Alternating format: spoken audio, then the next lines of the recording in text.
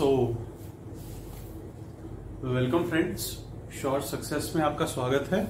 मैं फिर से शुभम अग्रवाल लेकर आया हूं आपकी वीडियो जो लास्ट टाइम मैंने डिस्कस करी थी एनआरए, उसका नेक्स्ट पार्ट। लास्ट टाइम हमने देखा था कि एनआरए होता क्या है, प्रेजेंट सिस्टम ऑफ रिक्रूटमेंट क्या है, प्रेजेंट सिस्टम ऑफ एग्जामिनेशन क्या है। उसमें कुछ कमियां मैंने आपको बताई थी, कुछ प्रोसीजरल बॉटलनेक्स थे, उसमें कुछ हैसल्स थे, उनकी हमने बात करी थी।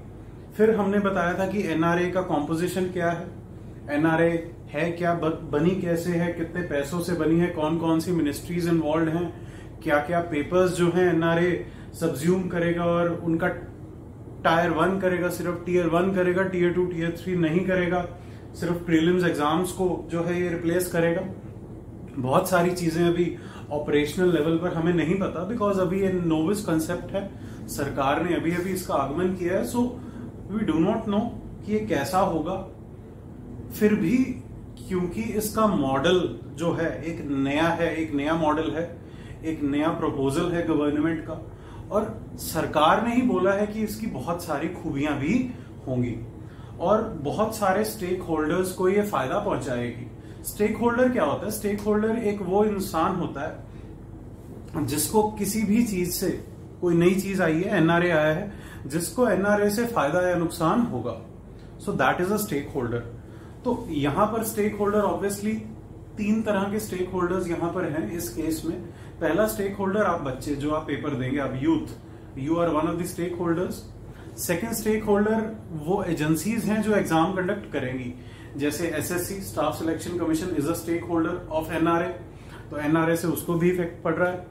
और लेट अस से रेलवे रिक्रूटमेंट बोर्ड या ministry of railways, ministry of finance, उनको भी फर्क पड़ रहा है एनआरए से।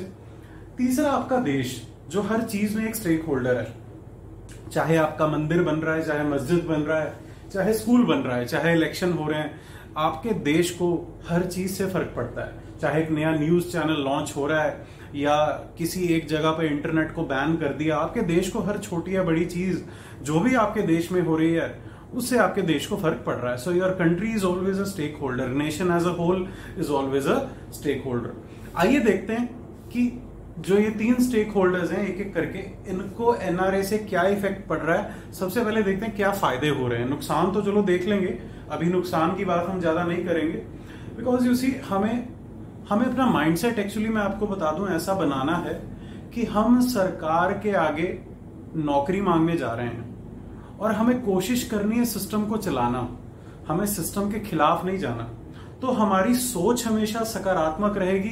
We always have to go with a positive mindset. हमें किसी भी चीज को, गवर्नमेंट की कोई भी स्कीम को क्रिटिसिज्म करना है, but that should be a fair criticism. We do not have to actually criticise it, we can critically analyse it. हम उसकी 2-4 कमियां बताकर उसमें क्या स्कोप ऑफ इम्प्रूवमेंट है वो तो बता सकते हैं, लेकिन ऐसा नहीं है कि हम पेपर में हर चीज में कमियां ही निकालते हैं, क्योंकि उससे उनको क्या मिलेगा? सरकार को या केजरीवाल मिलेगा या अन्ना हजारे मिलेगा। ना सरकार को केजरीवाल चाहिए, ना सरकार को अन्ना हजारे चाहिए। आप आईएएस बनकर नौकरी, आप बीपीएससी क्लियर करके, आप एसडीएम बनके आप रिफॉर्म्स लाएं, सरकार ऐसा चाहेगी।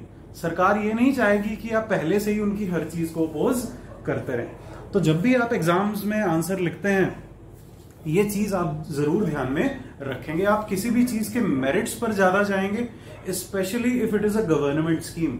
अगर वो कोई सरकारी स्कीम है या सरकारी इंस्टीट्यूशन है, देखो अगर नेगेटिव चीजें हैं, दिख रही हैं, तो आप पॉइंट आउट करेंगे। वो अंधा भी देख सकता है कि करप्शन है तो आप पॉइंट आउट करेंगे, वो उसको आप नजरअंदाज नहीं कर सकते। लेकिन हर इंसान करप्ट नहीं है, या करप्शन के लिए रोते रहना किसी चीज का ऑल्टरनेटिव नहीं है। एक आईएएस ऑफिसर क्या करेगा, एक एसडीएम क्या करेगा, एक सिविल सर्वेंट क्या करेगा, एक बिहार पब्लिक सर्विस कमीशन का ऑफिसर क्या करेगा, वो चीजों के पॉजिटिव एस्पेक्ट्स भी बताएगा, वो उनका वे फॉरवर्ड बताएगा कि क्या अच्छा हो सकता है, या मुझे क्या उम्मीद की किरण, आशा की किरण यहां से दिख रही है। So the advantages with respect to the various stakeholders. बच्चों को क्या फायदा होगा? सबसे पहले देखो, कॉमन करिकुलम हो जाएगा, दैट विल सेव एनर्जी। आपकी बहुत ज्यादा एनर्जी जो है सेव होगी कॉमन करिकुलम से। आपको ये नहीं है कि उसके लिए आपको मैथ्स पढ़ना था, मैथ्स पर एम्फोसिस देना था एसएससी के लिए, बैंकिंग के लिए आपको इकोनॉमिक्स पर एम्फोसिस देना है, सिविल सर्विसेज के लिए आपको जनरल स्टडीज या आर्ट्स सब्जेक्ट्स पर, पॉलिटी, इकोनॉमी, हिस्ट्री, ज्योग्राफी पर आपको एम्फोसिस देना है, और किसी एग्जाम के लिए कुछ, किसी एग्जाम के लिए कुछ। जब एक कॉमन आपका प्लेटफॉर्म बन जाएगा, एक कॉमन आपका परफॉर्मा बन जाएगा, सिलेबस बन जाएगा, नेचुरली आपकी एनर्जी जो है ज्यादा फोकस उस पर्टिकुलर सिलेबस पर रह पाएगी। There would be a stagnancy, I would say, an ease of preparation. आप लोगों को प्रिपेयर करने की इजीनेस मिल जाएगी, आपको आसान हो जाएगी आपकी प्रिपरेशन, एनर्जी आपकी कम लगेगी, क्योंकि ये मल्टीपल चांसेस दे रहा है। NRA gives you multiple chances, इसीलिए आपकी फ्लेक्सिबिलिटी आपकी अप्रोच में बढ़ जाएगी कि यार ठीक है, जून वाले अटेम्प्ट में तो मैं तैयारी करूंगा, लेकिन मैं दिसंबर वाले अटेम्प्ट में जो है वो मैं अच्छे से दूंगा। लेटस से आपके मई में आपके लेटस से सेमेस्टर एग्जाम्स आ रहे हैं, आपके अटक रहे हैं, आपकी सप्ली वपली आ रही है, या तो कहते हैं ना वो इंजीनियर ही क्या जिसकी सप्ली ना हो, तो आपकी सप्ली वपली क्लियर आपने करनी है, तो आप दिसंबर के लिए वेट करेंगे तो आपके पास एक फ्लेक्सिबल शेड्यूल हो जाएगा कि आप ठीक है, मई तक आप अपने कॉलेज की तैयारी कर लेंगे, उसके बाद आप दिसंबर वाले अटेम्प्ट के लिए आप प्रिपेयर होकर दे लेंगे। Stress free, obviously you see, हमारा एजुकेशन सिस्टम जो है स्टार्टिंग से ही, and even our recruitment system, it puts a lot of stress on you. बहुत ज्यादा पीयर प्रेशर है। यू सी, शर्मा जी के लड़के ने एग्जाम क्लियर कर लिया, हमारे बच्चे ने नहीं करा, चिंटू के 99.9998% मार्क्स आ गए 10th में 12th में, हमारे बच्चे के नहीं आए। So that comparison, that peer pressure and that stress of performing, फिर फैमिली का प्रेशर कि भाई कमा कर लाओ, कब तक बैठे रहोगे पिताजी की उस पर, तो ऑल दोज थिंग्स, तो स्ट्रेस आपका कम हो जाएगा जब आपको सर्टेनिटी हो जाएगी कि यार सीईटी साल में 2 बार होगा और अच्छे लेवल का एग्जाम है, फेयर एग्जाम होगा, ट्रांसपेरेंसी होगी, तो स्ट्रेस आपका कम हो जाएगा और आपको और ऑप्शंस आपके पास बहुत सारे हो जाएंगे। सीईटी के थ्रू आप बहुत सारी सीट्स पर आप एग्जाम दे पाएंगे। So yes, it is a flexible approach for you, it is a stress free environment, it would provide a stress free environment for you. Cost reduction, you see, पैसा बहुत जरूरी चीज है, पैसा खुदा नहीं, लेकिन पैसा खुदा से कम भी नहीं। सो यस, एग्जामिनेशन फी 3 फॉर्म भरने की जगह आप 3 बार प्रीलिम्स के फॉर्म भरने की जगह आप एक ही बार भरेंगे। दूसरा लॉजिस्टिक्स, यूजी मैं अपना एग्जांपल दे रहा हूं, एक बार मैं Uttar Pradesh public service commission के लिए अपीयर हो रहा था मैं चंडीगढ़ में, मेरा एग्जाम सेंटर आया था लखनऊ। तो जब मैंने लखनऊ के लिए टिकट पता करी चंडीगढ़ से, वो 25,000 की टिकट थी। ऑब्वियसली अगर मैं ट्रेन से जाता तो मुझे 2 दिन लग रहे थे, और खड़े होकर जाता मेरी कंफर्मेशन भी नहीं हो रही थी टिकट की। So I had no alternative but to give up my exam और to spend a lot of money, या मुझे बहुत सारा पैसा खर्च करना पड़ रहा था उस एग्जाम में अपीयर होने के लिए, या फिर मुझे बहुत ज्यादा, या फिर एग्जाम ही मुझे छोड़ना पड़ गया। तो लॉजिस्टिक्स की जो आपकी प्रॉब्लम है सॉल्व होती है कैसे? मैंने लास्ट लेक्चर में बताया था कि हर डिस्ट्रिक्ट में टारगेट कर रहे हैं कि आपको एक एग्जामिनेशन सेंटर दे दिया जाएगा, and 117 aspirational districts, that is the backward most districts of India, या जिनसे हम एस्पायर कर रहे हैं कुछ, वो डिस्ट्रिक्ट्स जो हैं वो आगे आएंगी यहाँ पर। सो डिजिटल इंफ्रास्ट्रक्चर, हर जगह आपका इंटरनेट पेनिट्रेशन, ये देखते हैं, कोशिश करेंगे। लेट अस सी। ट्रेवल एक्सपेंसेस ऑब्वियसली आपके कम हो जाएंगे। स्टडी मटेरियल कॉस्ट, देखो वैसे इसमें कोई खास बात नहीं है, लेकिन हिंदुस्तान में अंडमान एंड निकोबार के ट्राइबल्स भी हैं जिन्होंने, बेचारों ने, जो एनसीईआरटीज भी नहीं खरीद सकते, जिनके पास उतने भी पैसे नहीं हैं। हम ये भी देख रहे हैं कि ठीक है, चाय वाला पीएम तो बन सकता है, लेकिन क्या चाय वाला डीएम बन सकता है? तो वो भी एक प्रॉब्लम है हिंदुस्तान में। अगर आपके पास पैसा नहीं है, फाइनेंशियल कंस्ट्रेंट्स कम है आपके पास, तो हो सकता है कि आप बुक्स ना अफोर्ड कर पाए, या आप घबराएं, आप कॉस्टली बुक्स खरीदने से आप घबराएं, या हर पेपर का आप स्टडी मटेरियल इकट्ठा करने में आपको प्रॉब्लम हो। दिल्ली में बहुत सारे ऐसे बच्चे होते हैं जो यूज्ड स्टडी मटेरियल या पुरानी बुक्स या आउटडेटेड एडिशंस या पुरानी एडिशन से ही बेचारे काम चलाते हैं। मैं नहीं कह रहा कि वो एग्जाम क्लियर नहीं करते, लेकिन अगर उनको अच्छी बुक्स मिलती है, स्टडी मटेरियल उनका कन्फाइंड होता या चीपली अवेलेबल होता, रेडिली अवेलेबल होता, चाहे पायरेटेड ही होता, तो उनकी परफॉर्मेंस शायद एनहेंस हो जाती है। ये मुझे लगता है, मेरा पर्सनल एक्सपीरियंस भी है और पीआईबी भी यही बोलता है, प्रेस इंफॉर्मेशन ब्यूरो। सरकार भी यही क्लेम कर रही है और बहुत सारे न्यूज़पेपर्स ने भी ये कहा है कि बच्चों के लिए बहुत ज्यादा फायदेमंद ये चीज होने वाली।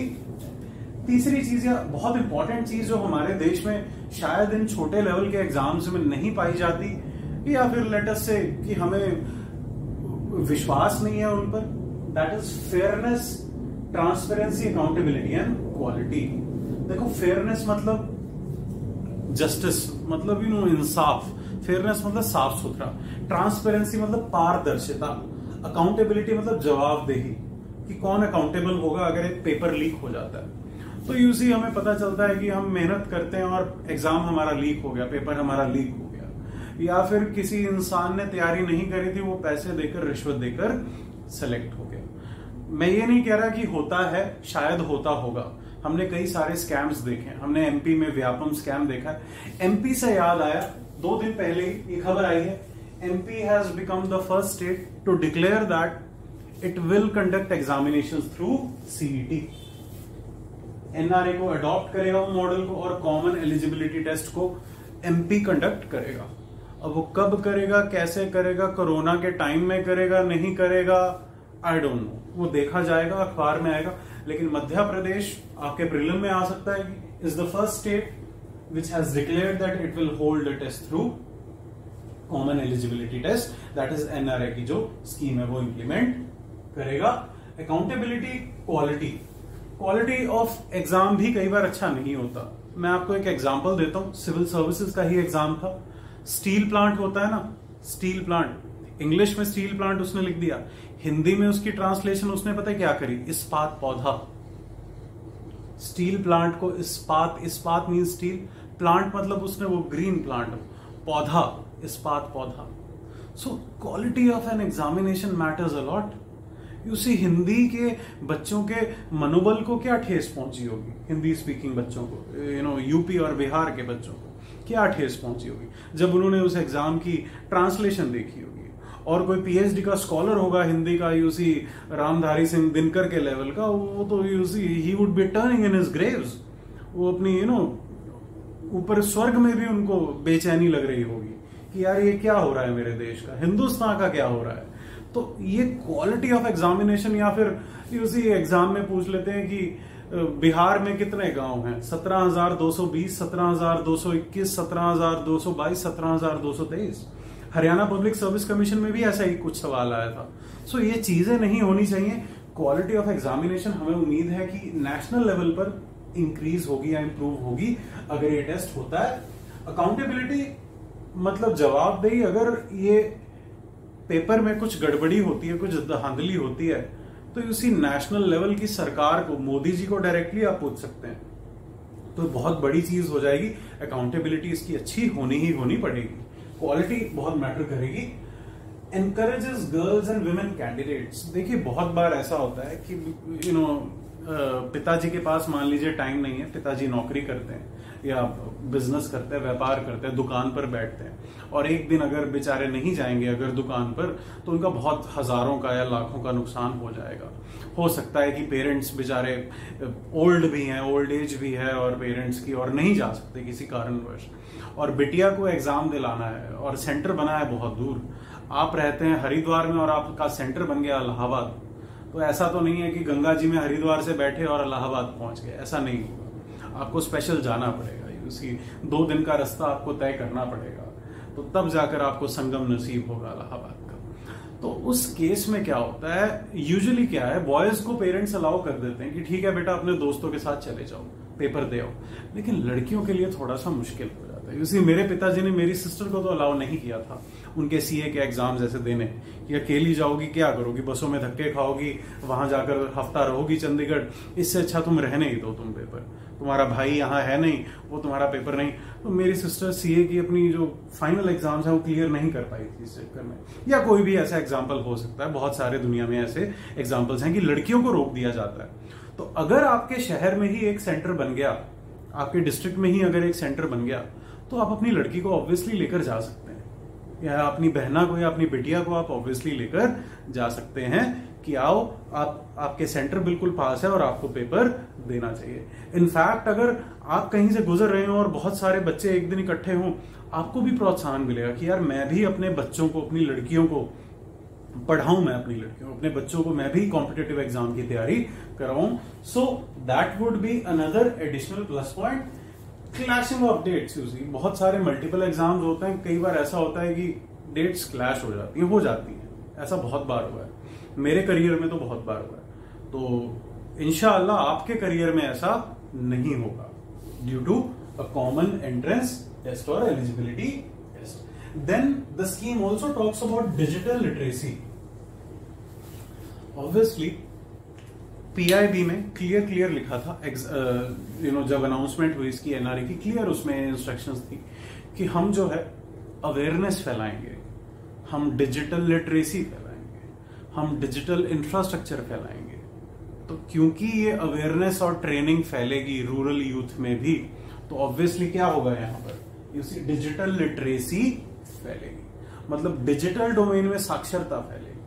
आप एजुकेट हो जाएंगे, आप डिजिटली लिटरेट आप हो जाएंगे उससे। इंस्टीट्यूशंस को क्या फायदा होगा, एसएससी को क्या फायदा होगा, आरआरबी को क्या इसमें बेनिफिट्स मिलेंगे, और यूसी आईबीपीएस को क्या इसमें रिक्रूटमेंट साइकिल उनका कम हो जाएगा। देखो ऑब्वियसली मैं सिविल सर्विसेज के अगर एग्जाम की बात करें तो एक प्रीलिम होता है, फिर 3 महीने बाद मेंस होता है, फिर उसके बाद 3-4 महीने बाद इंटरव्यूज होता है, 3 महीने बाद रिजल्ट आता है, इतने में अगले साल का प्रीलिम पहले हो जाता है, और बहुत सारा रिक्रूटमेंट साइकिल ऐसा रहता है। पूरा साल जो है बच्चे एग्जामिनेशन मोड में रहते हैं, 3 पेपर होते हैं। मार्च में एसएससी देना है, लेटेस्ट से, फिर जून में 3-4 महीने बाद, जून जुलाई में फिर मॉनसून सीजन में आपको लेटेस्ट से बैंकिंग देना है, बैंक पीओ देना है, फिर आपको लेट अगस्त में आपको एनडीए देना है, एसएससी देना है, व्हाटएवर देना है, आपको बहुत सारे पेपर, आरआरबी देना है, आपको क्लरिकल एग्जाम्स देने हैं, आपको लाइनमैन्स के एग्जाम देने, व्हाटएवर एग्जाम्स। तो इन चक्कर में रिक्रूटमेंट साइकिल बहुत बड़ा हो जाता है, आप सारा साल एग्जामिनेशन मोड में रहते हैं, इससे आपको बहुत प्रॉब्लम आती है। तो आपकी जिंदगी अच्छी हो जाए, स्ट्रेस फ्री हो जाए, इसीलिए, और रिक्रूटमेंट साइकिल जो है एग्जामिनेशंस का कम हो जाए, एक टाइम पर वो एग्जाम कंडक्ट कर लें अच्छे टाइम पर पूरे इंडिया का, तो उससे अच्छी बात क्या हो सकती है। सो स्टैंडर्डाइजेशन, ऑब्वियसली किसी एग्जाम का स्टैंडर्ड बहुत लो है, किसी एग्जाम का स्टैंडर्ड बहुत हाई है, किसी एग्जाम का स्टैंडर्ड बहुत पुअर है, क्वालिटी ऑफ क्वेश्चंस नहीं है। अगर एक सेंट्रल एजेंसी ये जिम्मा ले लेगी, ये ठेका ले लेगी कि हमने इतने सारे रिक्रूटमेंट टेस्ट करने हैं, इतने सारे बच्चों को रिक्रूट करना है ऑन अ नेशनल लेवल, जिसकी इंटरनेशनल इम्प्लीकेशंस भी आएंगी, न्यूज भी बन सकती है कल को, तो ऑब्वियसली क्या होगा, यही होगा कि उसका स्टैंडर्ड बढ़ जाएगा। स्टैंडर्डाइजेशन 2 तरह से होगी, एक उसका स्टैंडर्ड रेज हो जाएगा, एक सबका लेवल सेम हो जाएगा, हर एग्जाम का लेवल सेम हो जाएगा, जो एग्जाम्स इसके एम्बिट में आ जाएंगे, that is also called your process of standardisation. तो वहां पर भी होगा। पीआईबी बोल रहा है, ये मैं नहीं बोल रहा, ये मेरे आंकड़े नहीं है, ये सरकारी आंकड़े हैं, एस्टिमेशन है, क्योंकि अभी तक प्रैक्टिकली हमने नहीं देखा कि होगा या नहीं होगा, जैसे 15 लाख नहीं आए या वॉट एवर यू में से। तो 600 करोड़ जो हैं, ये सालाना जो है कॉस्ट में रिडक्शन होगी। मान लीजिए आरआरबी कुछ पैसे खर्च कर रहा है और बच्चों को बिठा रहा है, और उसके बाद और उन्हीं बच्चों को, वही बच्चे फिर से रिपीट कर रहे हैं, कहां पर, बैंकिंग पीओ के एग्जाम में, वही बच्चे फिर रिपीट कर रहे हैं एसएससी का एग्जाम, वही बच्चे फिर आप 66th बीपीएससी, खैर 66th बीपीएससी इस साइकिल में नहीं है, इस एम्बिट में नहीं है, आने वाले टाइम में शायद हो जाए। स्टेट सिविल सर्विसेज का भी एक शायद कॉमन पेपर हो जाए, हमें नहीं पता, मेंस अलग होगा, प्रीलिम शायद सबका कॉमन हो जाए, वी डोंट नो। जैसे AIEEE का हो गया, इंजीनियरिंग का, सारे इंजीनियरिंग कॉलेजेस का एक एग्जाम हो गया। तो कॉस्ट रिडक्शन जो अभी तक के आंकड़े आए हैं, दैट इज 600 करोड़।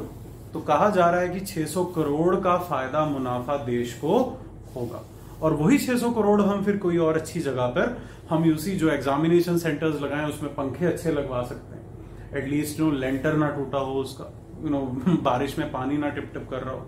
मुझे याद है अजमेर शरीफ के एक सेंटर की मैं बात सुना रहा हूं आपको, वहां पर यूसी एग्जामिनेशन हो रहा था, राजस्थान एडमिनिस्ट्रेटिव सर्विसेज का प्रीलिम्स, लेकिन वहां पर सरकारी स्कूल का इतना बुरा हाल था, सेंट एंसलम्स के साथ वाला स्कूल, इतना बुरा हाल था कि वहां पानी टपक रहा था और बच्चे बेचारे शीट्स फिल कैसे करें वो जब पानी टपक रहा है वहां लेंटर से। तो बहुत सारा ऐसा और बहुत सारे ऐसे केसेस हैं हमारे यहाँ जहाँ स्कूलों में छतें नहीं हैं अच्छी तरह। तो ये सब चीजें यूसी इंप्रूव हो सकती हैं अगर देश को इतना मुनाफा हो। Now nation as a whole को क्या फर्क पड़ेगा? देखो, अनएम्प्लॉयमेंट की बहुत बड़ी प्रॉब्लम है, वो एड्रेस हो जाएगी। मैं ये नहीं कह रहा कि ये एग्जाम जॉब क्रिएशन करेगा, लेकिन एटलीस्ट ये रिक्रूटमेंट अच्छे ढंग से तो कर सकता है। उसी से एम्प्लॉयमेंट कुछ परसेंटेज तो एड्रेस होगी।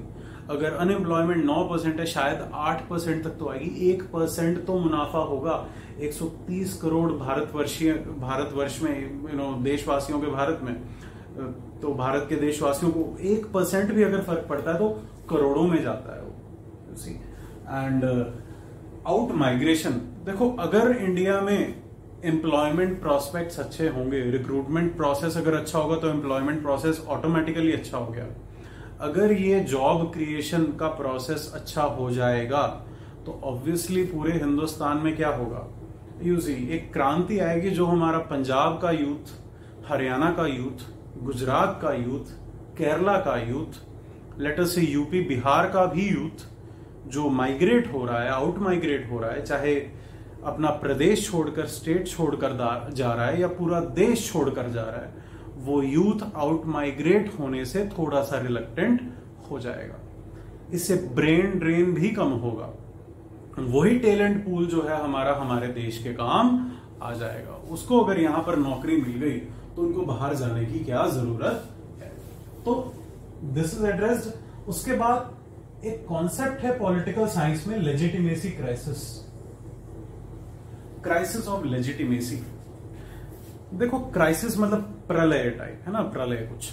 लेजिटिमेट मतलब अगर आप किसी चीज को क्रेडिबल समझते हैं, अगर आप किसी चीज को फेयर समझते हैं, अगर आप समझते हैं कि सरकार अच्छी है, मतलब ये सरकार लेजिटिमेट है, ये सरकार अच्छी है, ये फेयर है, ये ट्रांसपेरेंट है, ये अच्छी सरकार है, लेजिटिमेट सरकार है। अगर ये सरकार इलेजिटिमेट है, मतलब आप ये समझते हैं कि ये सरकार जो है ये आपके हित में राज नहीं कर रही, तो वहां पर लेजिटिमेसी क्राइसिस या फिर क्राइसिस ऑफ लेजिटिमेसी हो जाएगा। ये बहुत बड़े एक पॉलिटिकल वैज्ञानिक ने, political scientist Habermas, he was a neo Marxist, एक मार्क्सिस्ट थिंकर हेबरमास ने कॉन्सेप्ट दिया था लेजिटिमेसी क्राइसिस का। यूसी हार्दिक पांड्या को आप सब जानते होंगे। हार्दिक पांड्या ने आंदोलन क्यों किया था, पटीदार आंदोलन? सिर्फ इसलिए क्योंकि उसकी बहना को जो है बहुत पढ़ी, तैयारी करी, लेकिन फिर भी उसका सिलेक्शन नहीं हुआ। और खैर वहां पर रिजर्वेशन एक इशू था, वो कह रहा था कि पटीदार को रिजर्वेशन दो, लेकिन अगर तुम्हारा recruitment system fair and transparent होता तो शायद उसकी अगर सिस्टर डिजर्विंग थी तो वो सिलेक्ट हो जाती, तो वो आंदोलन ना होता, तो सोशल डिस्टर्बेंस ना होती, वो पटीदार आंदोलन ना होता, और वो बेचारी ब्लू लाइन की बस जो है, जो हर बार जलती है हर आंदोलन में, वो शायद उस टाइम ना जलती। ऐसा ही आंदोलन जाटों ने कहां करा था? हरियाणा में करा था। ऐसा ही आंदोलन मराठाज ने करा था महाराष्ट्र में। ऐसा ही आंदोलन कश्मीर में रोज हो रहा है। तो हर जगह क्राइसिस ऑफ लेजिटिमेसी है। अगर आपका यूथ बेचारा, अगर आपका डेमोग्राफिक डिविडेंड जो है, जो आपकी वर्किंग एज का यूथ है, अगर आप उसको खाली रहने देंगे, ठेला रहने देंगे, निकम्मा रहने देंगे, तो ऑब्वियसली वो सड़कों पर उतरेगा ही उतरेगा। या तो वो नशे करेगा, या वो हथियार उठाएगा, या वो गुंडागर्दी करेगा, या वो फिर सड़कों पर उतरकर आंदोलन करेगा। अगर वो पढ़ा लिखा होगा तो वो आंदोलन करेगा, ठीक है ना।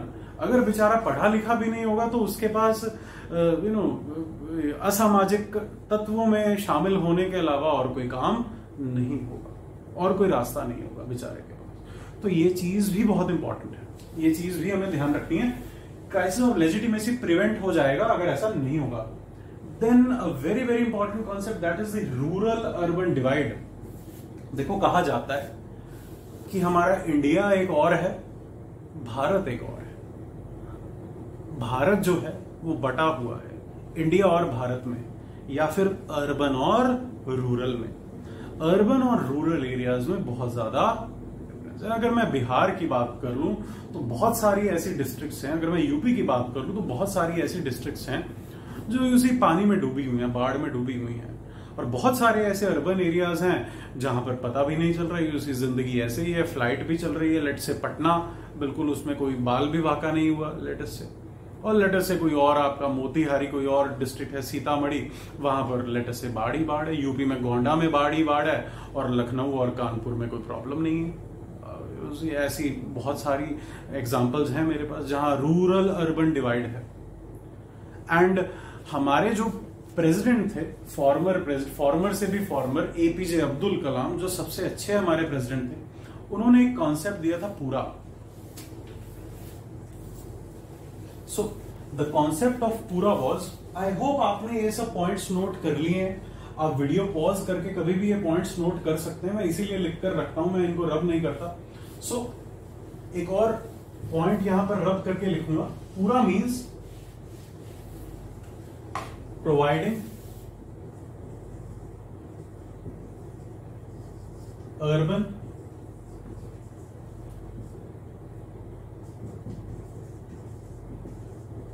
amenities in rural areas, कि जो हमारे रूरल एरियाज हैं उनमें मैं क्या करूं, मैं अर्बन एमिनिटीज को प्रोवाइड करूं। जो हमारे रूरल एरियाज हैं, जो हमारे गांव हैं, उनमें मैं अर्बन एमिनिटीज को प्रोवाइड कर दूं।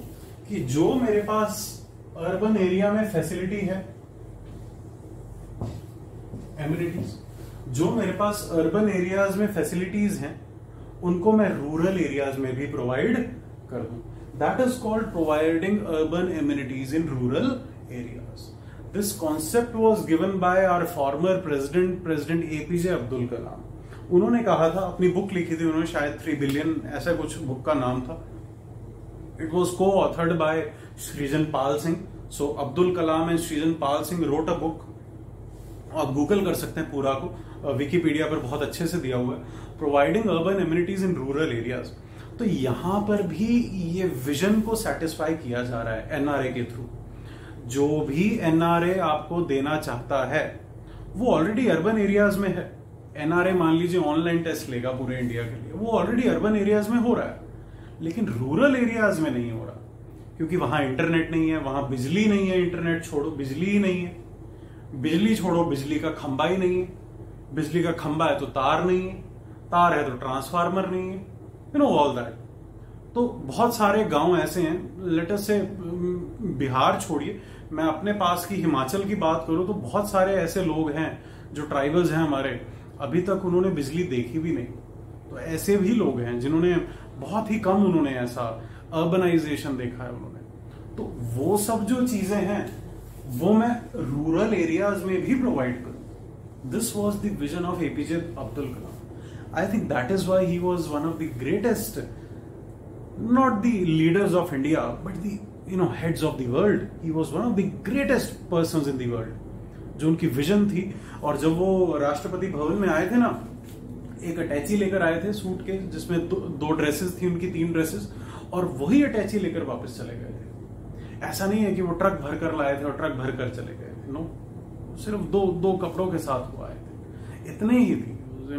लिमिटेशंस ऑफ डिजायर्स, जो मिनिमलाइजेशन ऑफ वांट्स, जो महात्मा गांधी ने कंसेप्ट लिया था अनटू द लास्ट में, लियो टॉल्स्टॉय की बुक से लिया था और शूमाकर की बुक से लिया था उन्होंने, स्मॉल इज ब्यूटीफुल, है ना, या जापानीज जो वे ऑफ लिविंग है, या इकिगाई जिसको बोलते हैं।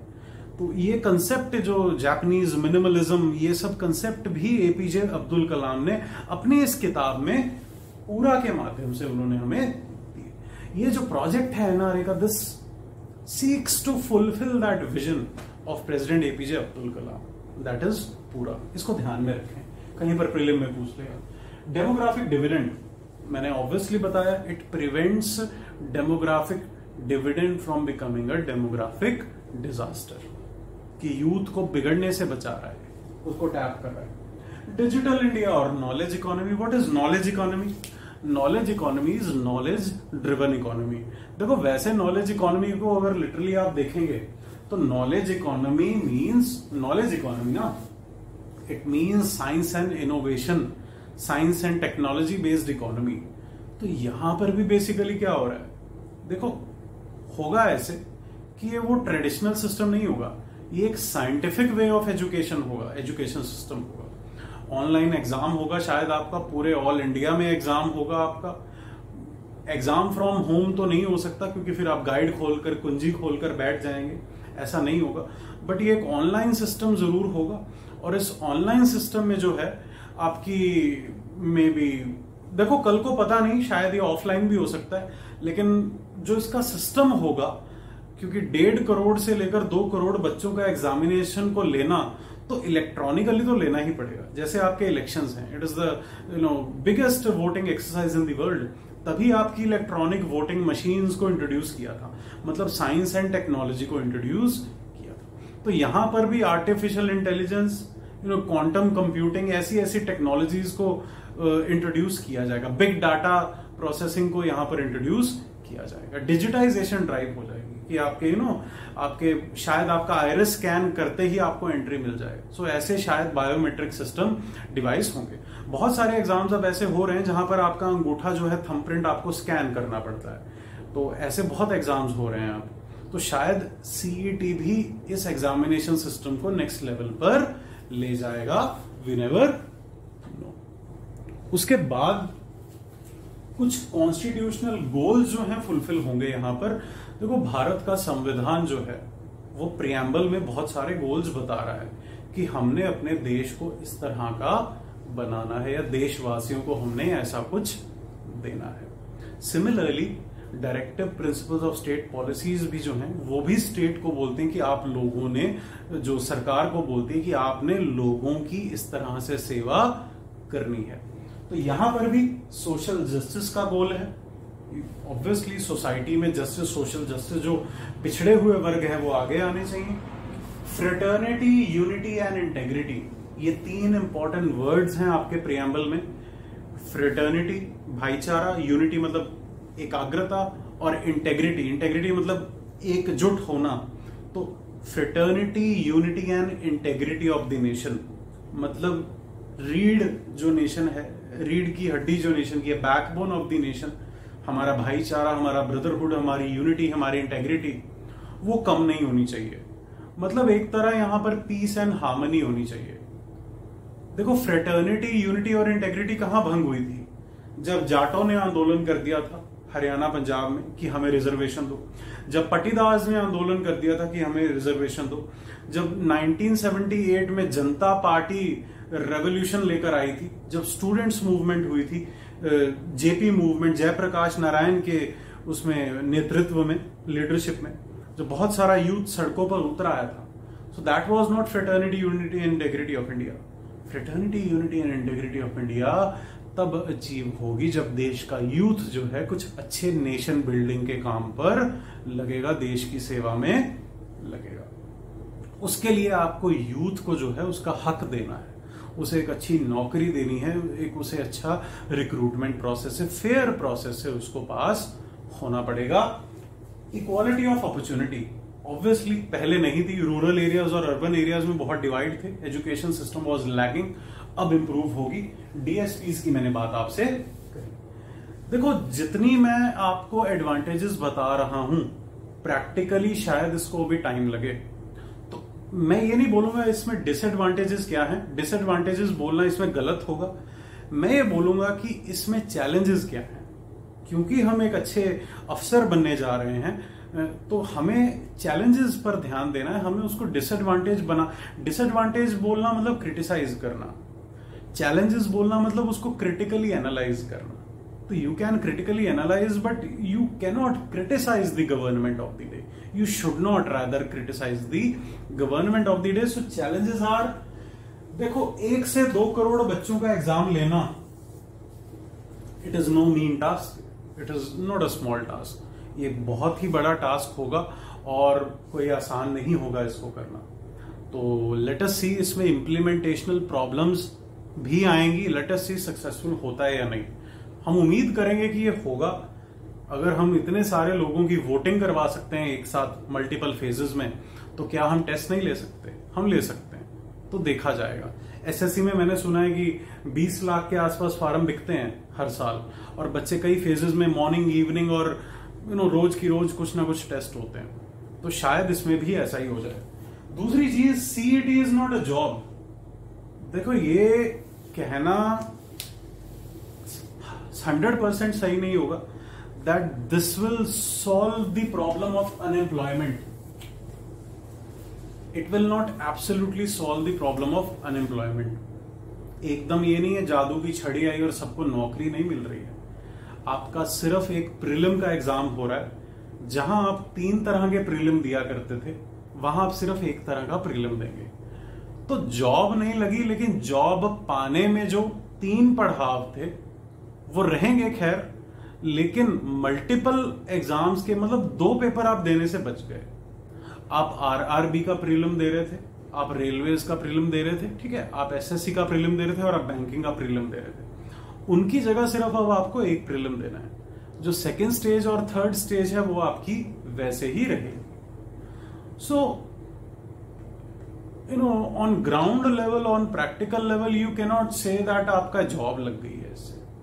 हाँ, आपकी तैयारी थोड़ी सी आसान हो गई है, आपके घर में एग्जामिनेशन सेंटर बन गया है, तो वो सब प्रैक्टिकल प्रॉब्लम जो आती थी वो थोड़ी सी कम हुई है, और हो सकता है उससे बहुत ज्यादा बेनिफिट हो। मान लीजिए आप बाहर जाकर एग्जाम दे रहे हैं और आप नए एक होटल में जाकर रहेंगे, हो सकता है वहां आपको नींद ही ना अच्छी आए एक रात पहले, और सुबह उठकर आपका एग्जाम अच्छा ना हो, तो आपका क्लियर नहीं होगा पेपर।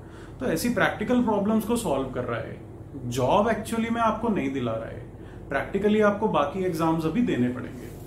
कंपटीशन कम नहीं हो रहा है इससे। बेसिकली डिजिटल पेनिट्रेशन, देखो, it is the biggest problem in rural India, not just rural, in urban India as well. आपको कम से कम 100 MBPS का इंटरनेट कनेक्शन चाहिए होगा अगर ऑनलाइन एग्जाम करवाना है, और वो अभी तक पॉसिबल नहीं है। हमारा नेशनल ऑप्टिक फाइबर नेटवर्क जो है, ऑप्टिकल NOFM, वो भी ऑप्टिकल फाइबर मिशन जो आपकी इतनी लाख आपकी पंचायतों को, जो इतने 1000 पंचायतों को जोड़ देगा, विलेजेस को जोड़ देगा, 600 डिस्ट्रिक्ट्स में आपका इंटरनेट फैला देगा, that hasn't happened. 100% rural electrification शायद अचीव हो गई हो, बिजली की तार हर जगह पहुंच गई हो, बट बिजली की तार का तब तक कोई फायदा नहीं जब तक उसमें बिजली ना हो, जब तक उसमें करंट ना हो। तो वो कपड़े सुखाने के ही काम आएगी ऑब्वियसली।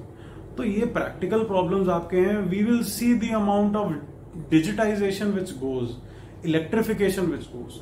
सो NRA को सक्सेस होने के लिए आपको ये कुछ प्री कंडीशंस चाहिए। अगर आपका इंटरनेट नहीं होगा, अगर आपकी इंफ्रास्ट्रक्चर नहीं होगा, अगर आपके हाई प्रोफाइल लैब्स नहीं होंगे, कंप्यूटर लैब्स नहीं होंगे आपके, तो फिर शायद आपका ये पॉसिबल प्रोसेस ना हो। तो ये हैं इसके चैलेंजेस जो हैं। अब मुद्दे की बात ये है कि इसमें क्वेश्चन क्या क्या बनेंगे। देखो, प्रीलिम्स में इसमें कोई भी क्वेश्चंस बना सकता है, जैसे नेचर ऑफ बॉडी क्या है, NRA किस तरह की बॉडी है। मैंने बताया था एग्जीक्यूटिव बॉडी है, कॉन्स्टिट्यूशनल बॉडी नहीं है, स्टैट्यूटरी बॉडी नहीं है, तो एग्जीक्यूटिव ने, सरकार ने क्रिएट करी है। दूसरा इसमें बन सकता है कि कॉम्पोजिशन क्या है, तो आप बताएंगे कि जो चेयरमैन होगा वो सेक्रेटरी लेवल का होगा, जो फैक्ट्स हमने लास्ट टाइम करे थे। उसके बाद इसकी वर्किंग कैसे होगी, क्या क्या एग्जाम्स ये कंडक्ट